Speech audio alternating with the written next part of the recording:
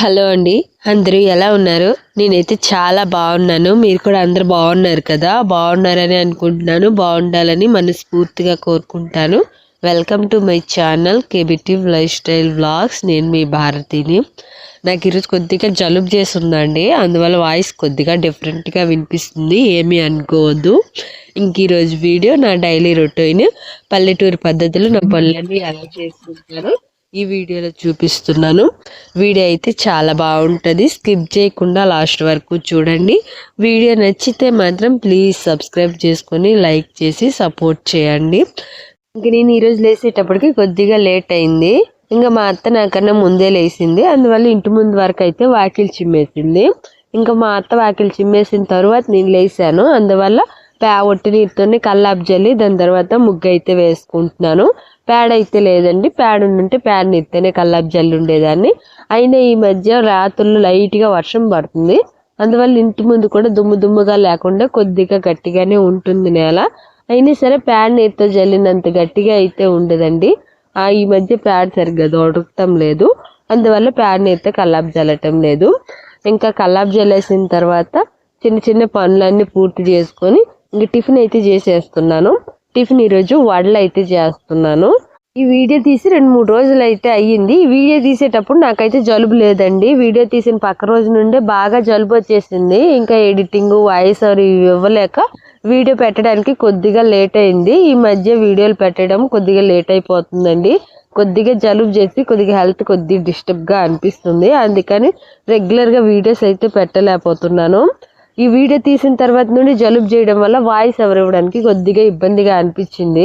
ఇంక ఈరోజు కూడా వీడియోకి వాయిస్ ఓవర్ ఇవ్వకపోతే చాలా రోజులు గ్యాప్ వచ్చేస్తుంది అనేసి వాయిస్ కొద్దిగా డిఫరెంట్గా ఉంటుందని ఈరోజు వీడియోకి అయితే వాయిస్ ఓవర్ ఇచ్చేస్తున్నాను. నాకు ఈ జలుబు చేస్తే కొద్దిగా విసుగుగా చిరాగ్గా ఇబ్బందిగా అనిపిస్తుంది, ఏ పని చెయ్యాలనిపించదు. అందువల్ల వీడియోస్ కూడా కొద్దిగా పెట్టడం లేట్ అయింది. ఇంకా టిఫిన్ చేయడం, వడలు చేయడం అయిపోయిన తర్వాత మా అత్త మా మామయ్యలకి పెట్టేశాను. మా బుడ్డోడు కూడా వాళ్ళ తాత వాళ్ళ నాన్నమ్మ దగ్గర అయితే తినేశారు. వడలు చేసిన తర్వాత నేను కూడా తినేసాను. ఇంకా మా వారు డ్యూటీ నుండి వచ్చేటప్పుడు కొన్ని సామాన్లు అయితే తీసుకొచ్చారు. అవి ఏ సామాన్లో చూపిస్తున్నాను. నెలకు సరిపడిన సామాన్లు అన్నీ కూడా ఒకేసారి తెచ్చుకోమండి. మేము నెలకు 2-3 సార్లు అయితే తెచ్చుకుంటాము. నెలకు కావాల్సిన సామాన్లన్నీ ఒకేసారి తెచ్చుకోవాలంటే కొద్దిగా ఎక్కువ డబ్బులు అవుతాయి, కొద్దిగా భారంగా అనిపిస్తుందని ఇలా నెలకు 2-3 సార్లు అయితే తెచ్చుకుంటాము. ఇంకా ఈ కవర్లో ఉన్నవైతే మా బుడ్డోడికి తిని వస్తువులండి, బిస్కెట్లు, కుర్కురే, చాక్లెట్లు ఇవి అయితే తెచ్చున్నాము. అవి బాగా తింటాడు, అందుకని అవి ఎక్కువగా తెస్తాను. ఇంకా ఒక నూడిల్స్ ప్యాకెట్, అదే మ్యాగీ ప్యాకెట్ ఒకటి తెచ్చుకున్నాను. నాకు ఇష్టం మ్యాగీ ప్యాకెట్, అందుకని అప్పుడప్పుడు తెమ్మంటా ఉంటాను.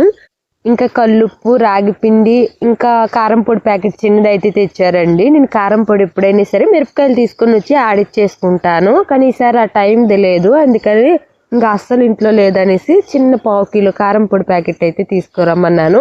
ఇంకా గుగ్గులు ప్యాకెట్, కందిపప్పు, పెసరపప్పు, ఇంకా నూనె ప్యాకెట్ని, తెల్లుల్లి అయితే తీసుకొచ్చారండి. తెల్లుల్లి రేటు కొద్దిగా బాగా ఉంది. ఇంకా ఆవాలు, జీలకర్ర, ఇలా చిన్న వస్తువులు అయితే తీసుకొచ్చారు.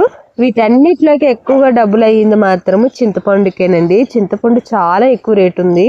1 కిలో చింతపండు అయితే తీసుకొచ్చారు. వీటన్నిటికీ బిల్ అయితే తీసుకొచ్చారండి. బిల్ అయితే ఎంత అయిందంటే దగ్గరగా 1100-1200 దాకా అయితే అయిపోయింది. చాలా ఎక్కువ రేట్లు అవుతున్నది. కొద్దిగా సామాన్లు తెచ్చినా సరే 100లో కాదు 1000లోనే అయిపోతుంది. నాకు ఇప్పుడు తీసుకొచ్చిన సామాన్లు అయితే 4 రోజులకైతే ఖచ్చితంగా వచ్చేస్తాయండి. ఇంకా ఇంట్లోకి తేవాల్సిన సామాన్లు కొన్ని ఉన్నాయి, అవి ఇంకోసారి అయితే తీసుకొస్తారు. ఆ సామాన్లు కొద్దిగా అయితే ఇంట్లో ఉన్నాయి, వాడుకోవడానికి ఇబ్బంది ఏమీ లేదు. ఇంక ఈ సామాన్లన్నీ కూడా వాడుకోవడానికి ఇంట్లో కొద్దిగా ఉన్నాయండి. అవి అయిపోయిన తర్వాత డబ్బాల్లో వేసుకుంటాను. అంతవరకు అయితే బకెట్లో పెట్టుకుంటున్నాను ఇవన్నీ.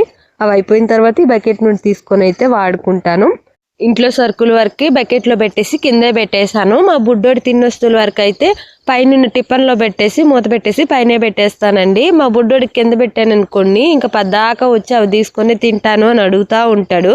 అదే పైన పెట్టేశాను అనుకోండి వాడికి అందదు, నేను ఇచ్చినప్పుడే తింటా ఉంటాడు, ఎప్పుడైనా గుర్తొస్తే అడుగుతాడు. ఇంకా నేను ఈరోజు పొద్దున్న లేకని ఒక 5 గ్లాసులు బియ్యం దాకా అయితే నానబెట్టుకున్నానండి. ఈ బియ్యం నేను ఇడ్లీ రవ్వ చేయడానికి అయితే నానబెట్టుకున్నాను.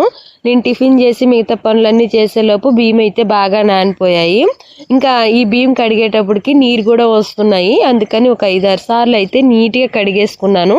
ఇవి రేషన్ బియ్యం అండి, అందుకని బాగా కడిగేసుకొని ఆరబెట్టుకుంటాను. నేను ఆల్రెడీ నానబెట్టినప్పుడు కొద్దిగా చెరుక్కొని నానబెట్టుకున్నాను. అంటే రేషన్ బియ్యం కదా కొద్దిగా రాళ్ళు ఇవి ఉంటాయి అనేసి కొద్దిగా మొత్తం నీట్గా క్లీన్ చేసిన తర్వాత నానబెట్టాను. నానిన తర్వాత నీట్గా కడిగేసుకొని దాని తర్వాత బాగా ఆరబెట్టుకుంటున్నాను. ఆరబెట్టుకునేటప్పుడు మంచం మీద ఒక 2 క్లాతులు వేసేసి ఇంకా నీట్గా ఎండలోనే ఉండేటట్టు మంచం పెట్టుకొని అయితే ఆరబెట్టుకుంటున్నాను. తొందరగానే ఆరిపోతాయిలేండి. బియ్యం మేము ఎక్కువ నానలేయలేదు, కొద్దిగానే నానేసాను. ఎక్కువ నానేస్తే ఒకేసారి ఇసరలేను. ఇవి అయిపోయిన తర్వాత మళ్ళీ ఇడ్లీ రవ్వ చేసుకోవచ్చని కొద్దిగా బియ్యమే నానబెట్టాను.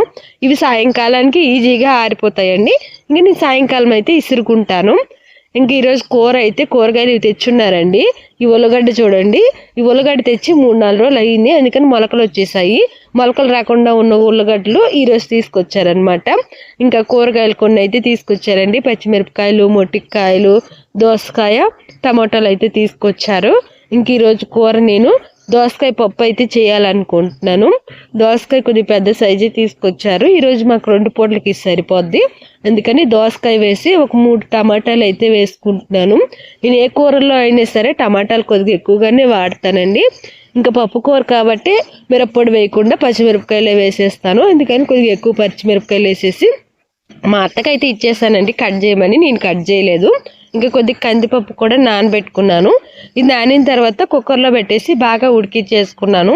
ఉడికిందండి, బాగా ఉడికిపోయిన తర్వాత మెత్తగా ఉడికిచ్చేసుకుంటాను. ఒక్కరో బద్దలుగా ఉన్నా సరే ఏం కాదు. ఇంకా పప్పు నీట్గా ఉడికిన తర్వాత మా అత్త అయితే అన్నీ కూడా నీట్గా కట్ చేసేసి పక్కన పెట్టింది. టమోటా, దోసకాయ, పచ్చిమిరపకాయలు ఇంకా అవన్నీ కూడా ఉడికిన పప్పులో అయితే వేసేసుకుంటున్నాను.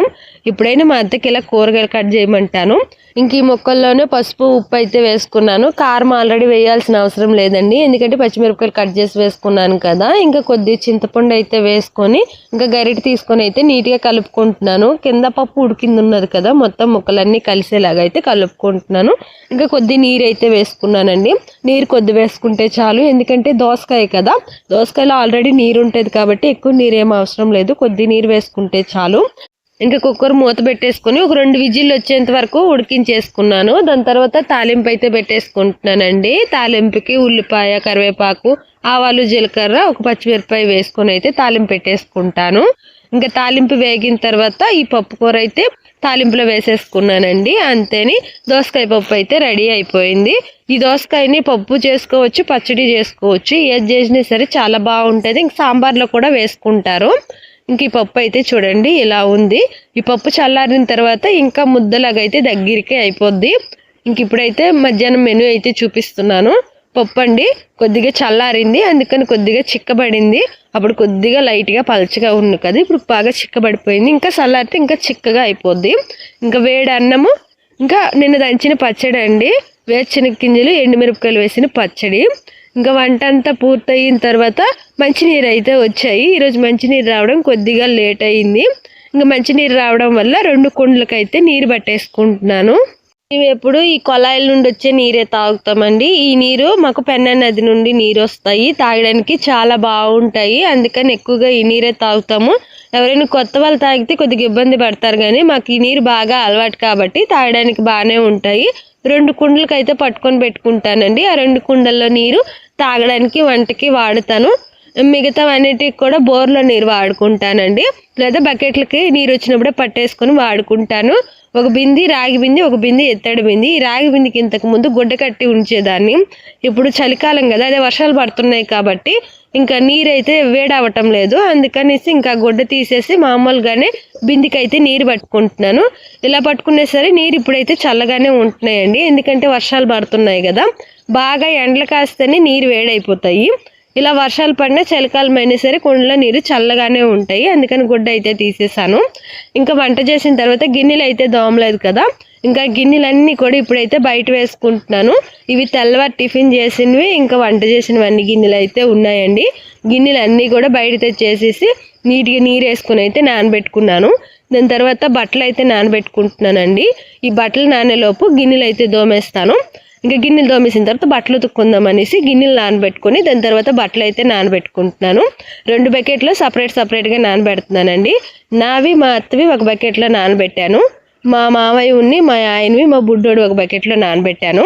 ఇలా ఎందుకు నానబెట్టానంటే నా బట్టలకి మా అత్త బట్టలకి పెద్దగా సబ్బు పెట్టాల్సిన అవసరం ఉండదండి. సరపు నీరు పెట్టుకుంటే చాలు, ఉతుక్కుంటే చాలు. ఎందుకంటే మా బట్టలు పెద్దగా మాయవు, రోజు ఉతుకుతాను కాబట్టి సరపు నీరులో పెట్టేసి అయితే ఉతికేస్తాను. కానీ మా మావయ్య ఉన్ని మా ఆయనవి మా బుడ్డోడు అయితే బాగా నల్లగా అయిపోతాయండి. మా ఆయన డ్యూటీ నుండి తీసుకొస్తారు కాబట్టి బట్టలు ఇంకా చెప్పక్కర్లేదు, మసిగుడ్లా ఉంటాయి, చాలా అంటే చాలా మాసేస్తారు. ఇంకా మా మావయ్య అయితే తెల్ల బట్టలు అంటే వైట్ బట్టలు వేసుకుంటారు, అందుకని ఖచ్చితంగా సబ్బు పెట్టి ఉతకాలి కాబట్టి నేను మా మావయ్య వారికి సపరేట్గా అయితే నానబెడతాను. మా బుడ్డోడివి మా ఆయన ఒక పక్కకి నానబెట్టాను, నావి మా అత్తవి సబ్బు పెట్టను, మామూలుగానే ఉతికేస్తాను, అందుకని సపరేట్గా నానబెట్టుకున్నాను. ఈ బట్టలు నానేలోపు నేను గిన్నెలు అయితే దోమేసుకుంటున్నానండి. ఆల్రెడీ గిన్నెలు బాగా నానబెట్టుకున్నాను కాబట్టి దోముకోవడానికి కొద్దిగా ఈజీగా ఉంటుంది.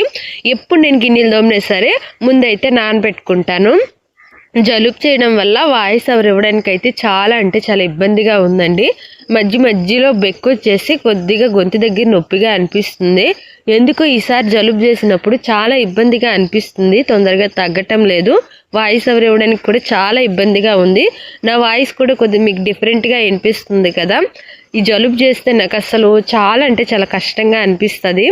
ఇంక గిన్నెలన్నీ నీట్గా దోమేసి కడిగేసుకొని ట్రేలో అయితే ఆరబెట్టుకుంటాను. ఈ ట్రేలో నీరన్నీ ఆరిపోయిన తర్వాత ఇంట్లో సర్దుకుంటాను. ఇంకా గిన్నెలు దోమడం అయిపోయిన తర్వాత బట్టలు అయితే ఉతికేసుకున్నాను. ఉతుక్కున్నప్పుడు వీడియో తీయలేదులేండి, ఉతికేసి జాడిచ్చేసి ఆరబెట్టినప్పుడు అయితే వీడియో తీస్తున్నాను.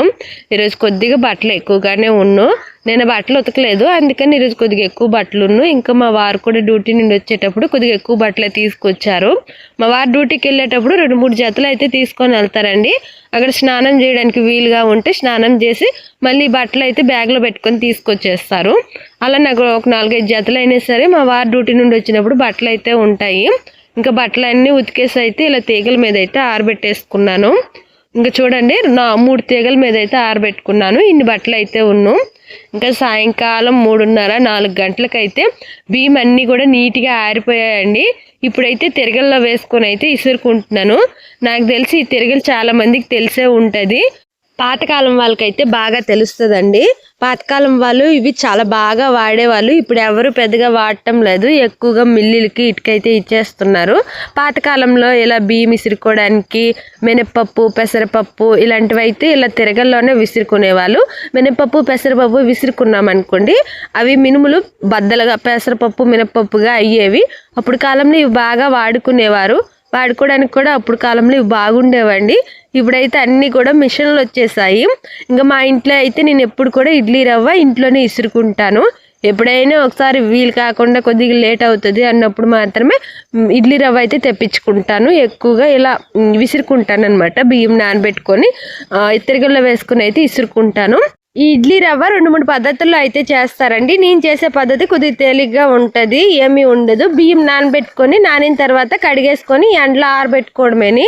ఇంకో పద్ధతిలో అయితే నీరు బాగా మరగనిస్తారు. నీరు మరిగిన తర్వాత ఈ నానబెట్టిన బియ్యాన్ని ఆ మరిగిన నీటిలో వేసుకొని ఒక 5-10 నిమిషాలు అయితే ఉంచుతారు. మళ్ళీ బియ్యం ఉడకకూడదండి, ఒక 5-10 నిమిషాలు ఉండి దాని తర్వాత వడగట్టేసుకొని ఎండలో అయితే ఆరబెట్టేసుకుంటారు ఆ బియ్యము. ఇంకా ఆరిపోయిన తర్వాత మిక్సీలో అయినా ఆడించుకుంటారు, లేకపోతే తిరగల్లో వేసి అయినా ఆడించుకుంటారు. తిరగల్లో వేస్తే ఏంటంటే ఇడ్లీ రవ్వ ఎక్కువగా వస్తుంది, పిండి తక్కువగా వస్తుంది. అదే మిక్సీలో వేసామనుకోండి బియ్యం పిండి ఎక్కువగా వచ్చి రవ్వ అయితే తక్కువగా వస్తుంది. నేనైతే ఎప్పుడు కూడా తిరగల్లో వేసుకొని ఆడించుకుంటానండి, ఎందుకంటే ఇడ్లీ రవ్వ ఎక్కువగా వస్తుంది అనేసి. ఇంక ఇడ్లీ రవ్వ ఇసురుకోవడం అయిపోయిన తర్వాత పిండి జల్లీలో జల్లి చేసుకుంటే రవ్వ వేరేగా పిండి వేరేగా అయితే అయిపోద్దండి. నేనైతే ఇంకా ఇసురుకోలేదు నూక, అందువల్ల ఇంకా పిండి నూక సపరేట్ అవ్వలేదు. ఇంకా అంత టైం అయితే లేదండి. ఇంకా రవ్వ అయితే ఇలా ఉంది.